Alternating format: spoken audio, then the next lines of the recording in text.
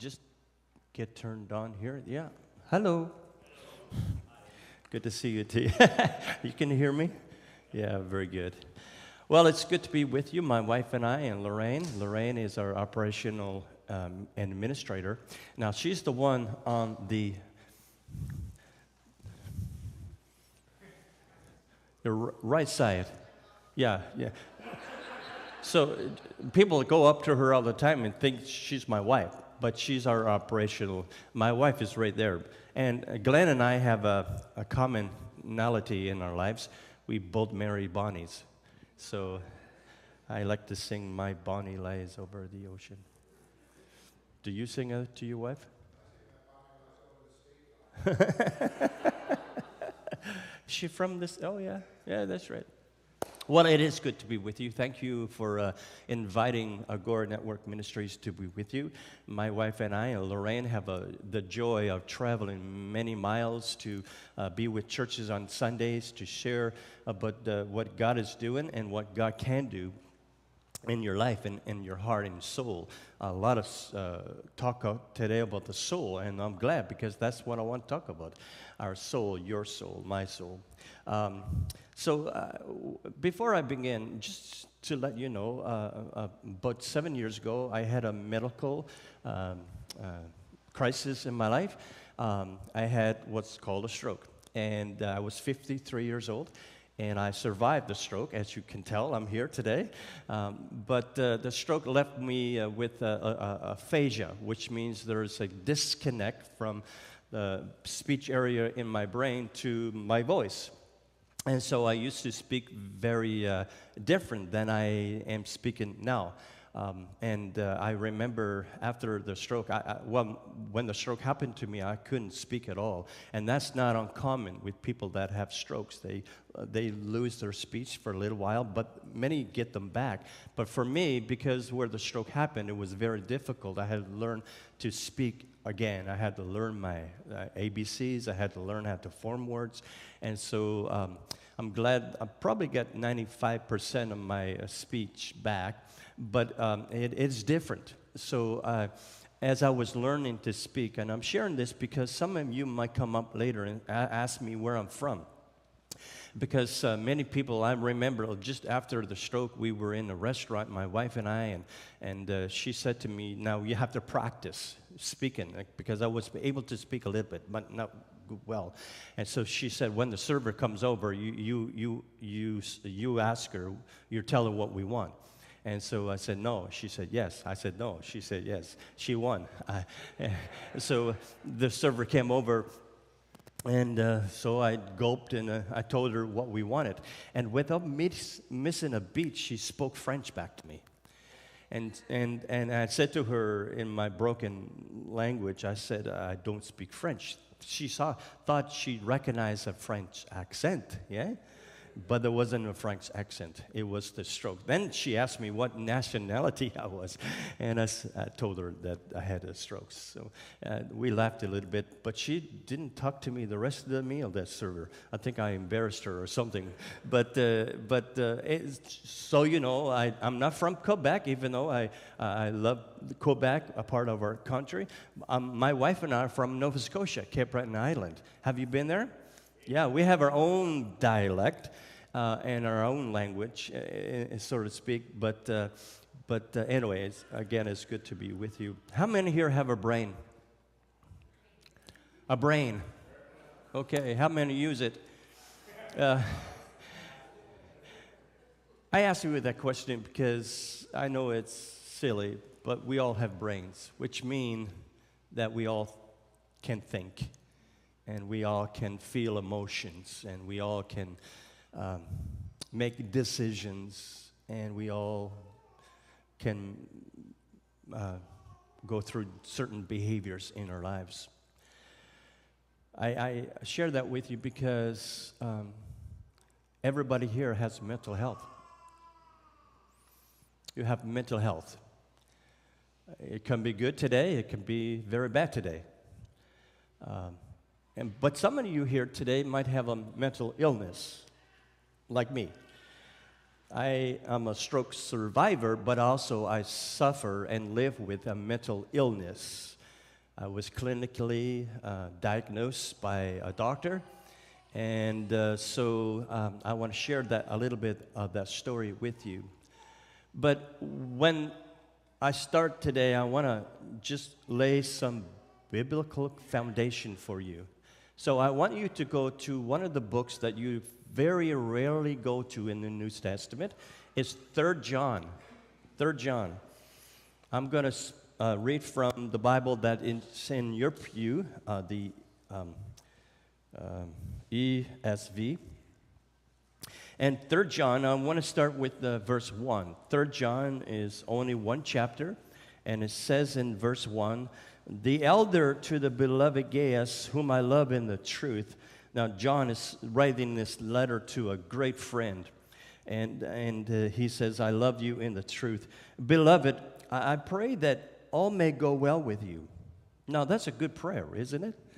He's saying, as he writes, "I'm praying for you, Gaius, and I'm praying that everything in your life will go well with you." But he doesn't stop there. He says, "and that you may be in good health." Another good thing to pray for. I'm praying for you, my friend, that everything in your life will go well. And I'm praying that you will enjoy good health. And then he says this, "as it goes well with your soul." Now, in the NIV that I use, it says, "even as your soul is getting along well." And so he's saying to Gaius, his friend, he says, "Gaius, I'm praying for you. I love you in the truth. We're great friends. I know your life. I know all about you. I'm praying for everything that goes well with you. I pray for good health, even as your soul, the place where you live,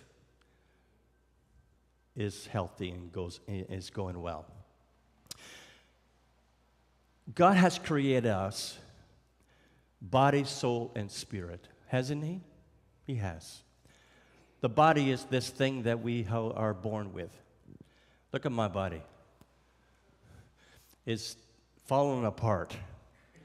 I'm 60 years old, and my body is aching, and there's I have sore muscles. I didn't know I had muscles there. You know, the doctor said just the other week that I have arthritis has come to live in my knee. And I don't like him, but he's there. And so our bodies are these things that we live in. And then the Bible also says that we have a spirit. So the spirit is that which connects with God. His spirit bears with my spirit that we are what? Children of God. Ephesians 2 talk about we were dead at trespasses and sins, but God is when we come to faith in Jesus Christ, our spirit comes alive. Now we have this fellowship. Now we have this relationship with God. So I have this body, right, that I'm born with, the physical, and now I have the spiritual, which connects me with God, but He also gave us what's called a soul. And the soul is where you live. The soul is your inner life. It's the place where you think, the place where you feel, and the place where you make decisions or behave. I like to say this because it's cognitive behavior therapy. How you think determines how you feel, and how you feel determines how you behave. Very simple. And the Bible is full of CBT. Because we also learn in the scriptures, because Paul wrote a lot about the mind and the soul.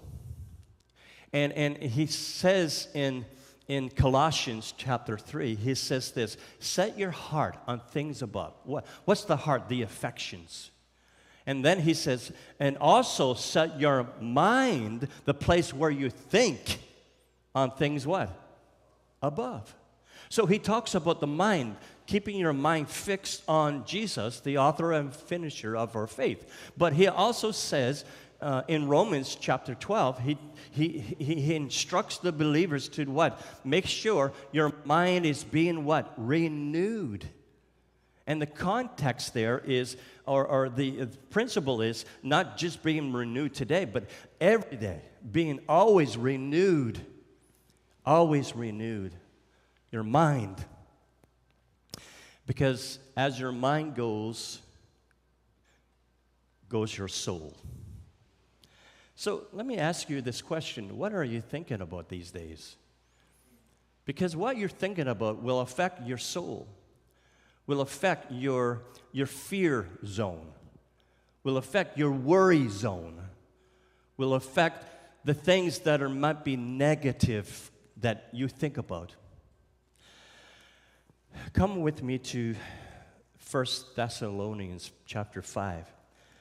I love this verse because it does verify that God has created us in these three ways.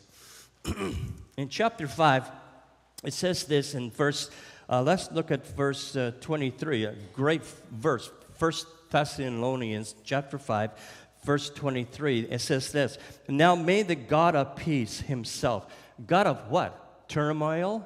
No, the God of what? Peace. Is that what you're longing for in your life? Peace? Because many people, not only in this room, but in this community, don't experience peace. If anything, they experience turmoil and trouble and hurt and pain and trauma. And they're trapped in their minds in these things. And maybe you are here today. But we're reminded that God is the God of peace. Now look at the next word. Now may the God of peace himself sanctify you, set you apart, you completely, and may your whole spirit, soul, and body be kept blameless at the coming of the Lord Jesus Christ. So what we have to understand here is that God wants you to make sure that your mind is well, and your soul is well, and your heart is well. I pastored for 33 years, and in those years, I was so concerned about everybody else's soul and heart that I neglected mine. I neglected to take care of my body. I neglected to take care of my mind and my soul, which affected my spiritual walk. And so for many years, even as a pastor, I was doing all the right things, but I was dying on the inside. You see, as a young man, I struggled with anxiety and fear and worry. I struggled with depression. But back then, we didn't talk about those things. And as a matter of fact, I didn't even know what they were. I just knew that there were some feelings going on inside of me that weren't good. And that made me very frustrated, irritable. It made me angry at people and myself. I didn't understand what it was. And so for many years as a pastor, I did my thing. I helped people, but my heart was grown cold towards life, towards myself, towards God, and towards the church. So back in 2010, my wife and I were called to plant a church in the Niagara region.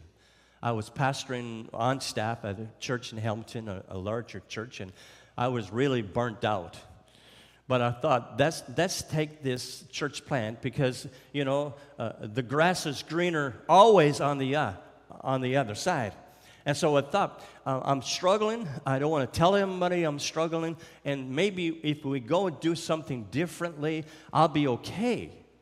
And so we left a great church. We left a great ministry and wonderful people. And we went on this journey as a church planter.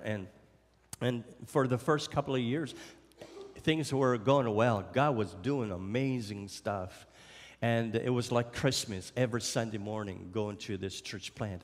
God was bringing new people. We were seeing people come to Christ. We were seeing baptisms, and we're seeing God doing amazing thing. People that were disillusioned with God and the church were coming back. It was amazing.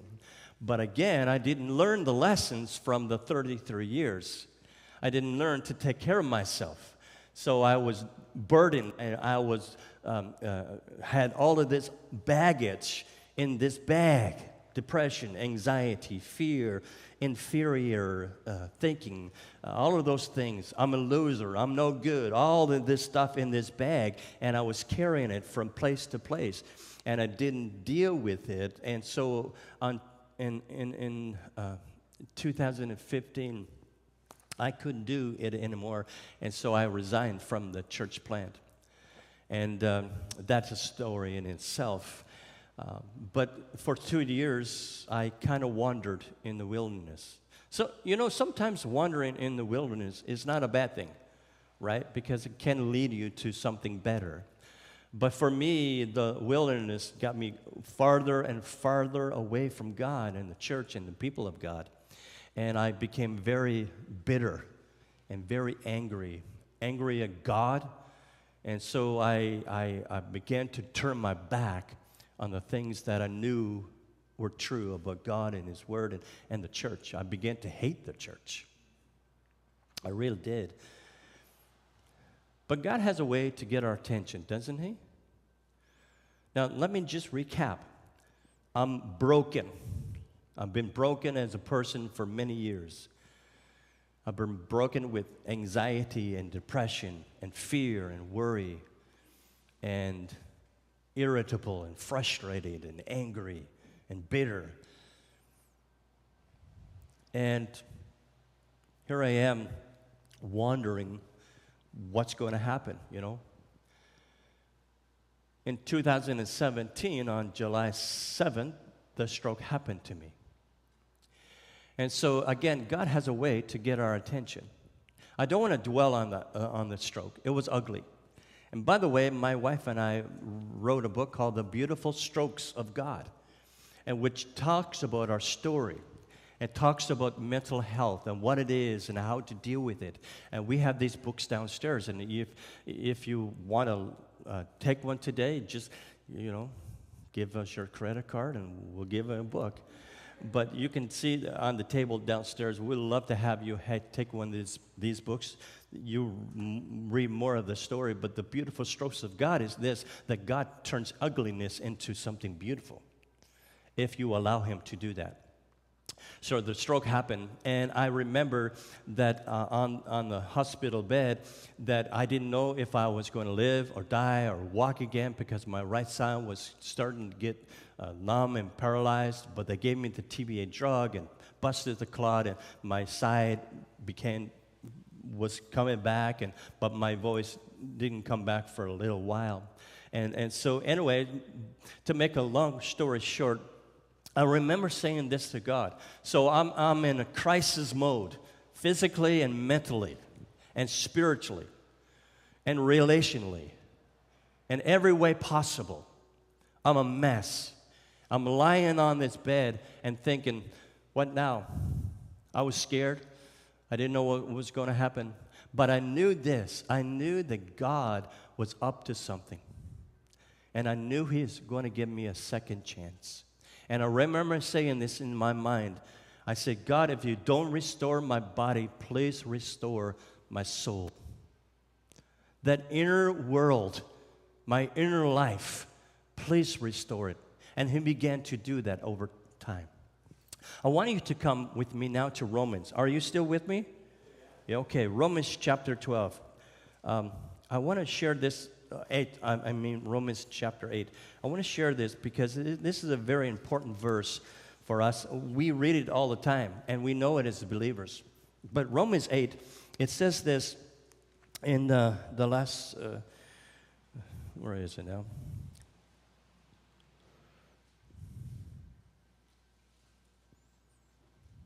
I wish I had my own Bible. I can't see it.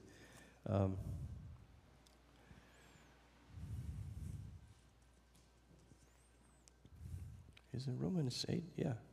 Anyway, in Romans 8, it does talk about 28, verse 28. Look at verse 28. Thank you, my wife. She's she's also my helper. No, it's not Romans 8:28. Am I in the right? Go to. Anyway, it talks about that God uses all things for the good to those that love Him and are called according to His purpose. Romans 8? Am I looking at it wrong? The whole body is not what it used to. I can't see it. Someone read it for me, please.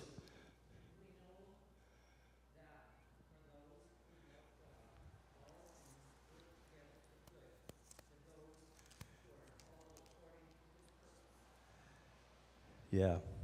Oh, there it is. And we know that for those who love God, all things work together for good. For those who are called according to His purpose. For those whom He foreknew. I like that word, foreknew, because it means foreloved. Yeah. For those He foreloved, He also predestined. I love that word too. If you want more of a theology, ask Pastor about predestination and election. But the word here is a little different, because the word here talks about, for those He foreloved, He also predestined to be conformed to the image of His Son. You know, the word predestined means this: set a course to the finish. Set a course to the finish. And what's the finish? To be conformed to the image of what? Jesus Christ. So whatever situation you're in today, remember God has a perfect purpose for it. And He wants to use it for His glory and your good. He has set you on a course. And He has set my wife and I on this course. Because after the stroke happened to me, my mental health went downhill very quickly. And I ended up in the mental health hospital for a number of days. But before that, I was struggling with my mind and my thoughts. The PTSD of the stroke was very severe, and every time I felt this twinge in my body, I thought I was going to die. I thought I was going to stroke again.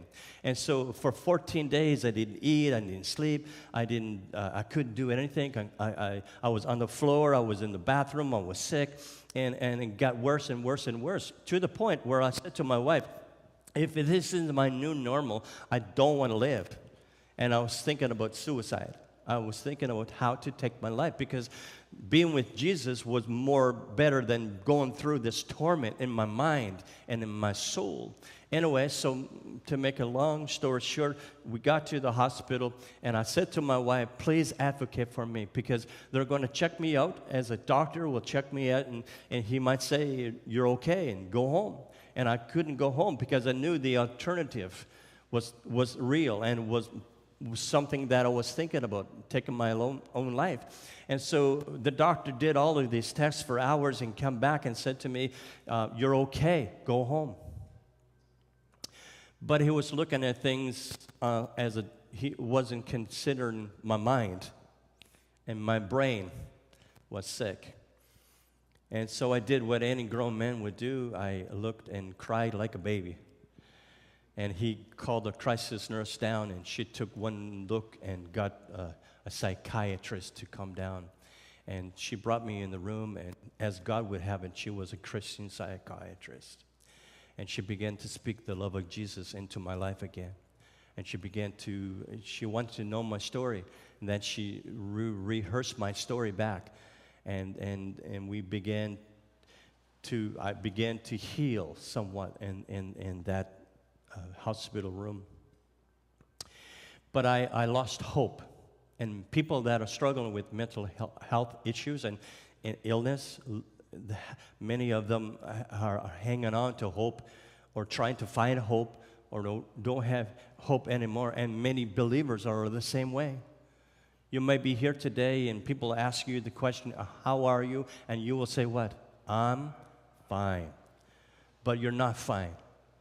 You're not fine. And you don't want to tell the truth because of the judgment and the stigma and the labels that people put on people when they struggle with mental illness, like I did. So you might be struggling today with mental illness. There's nothing to be ashamed. If you had cancer today, the doctor will give you some medicine and help you through treatment. And guess what? Your name would be on the prayer list.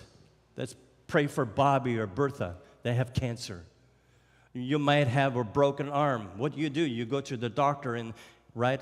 Because you can't see it doesn't mean it doesn't exist. So if you're not well today in soul or spirit, a mind, a heart, you need to talk to someone. I was admitted into this mental health hospital, and it was ugly.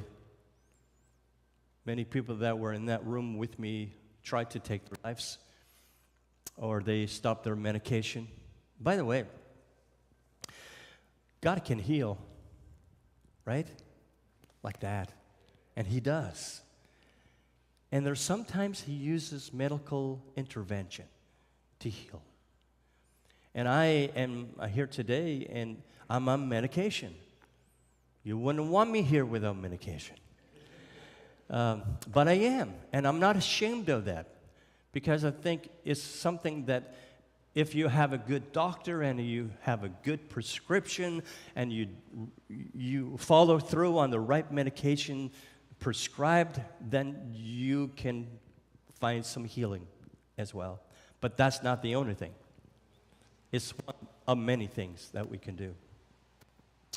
So I was in this hospital, and I'll make it really quick. I saw the brokenness, and I was discharged. I was doing better, but I went home and I crashed again after 3 days.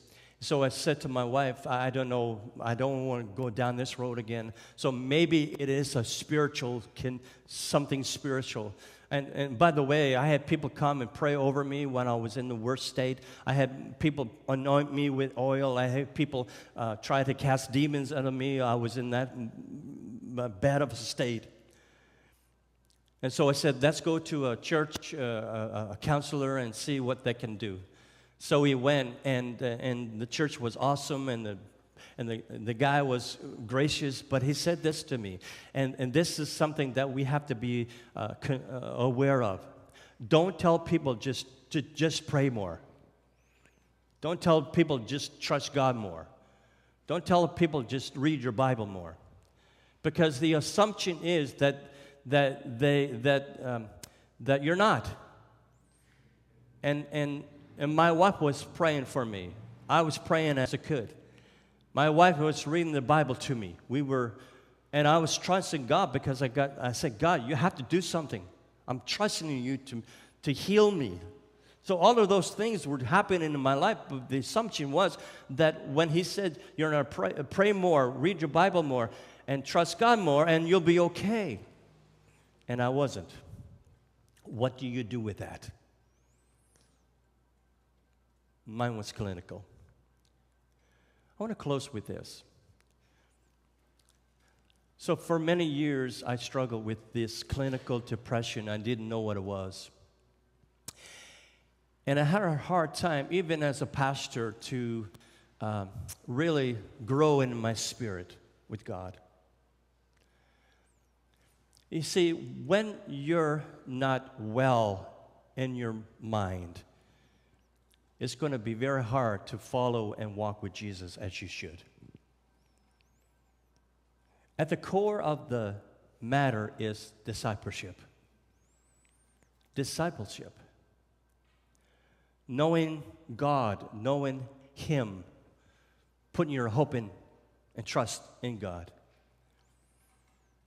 Knowing that the shepherd is there.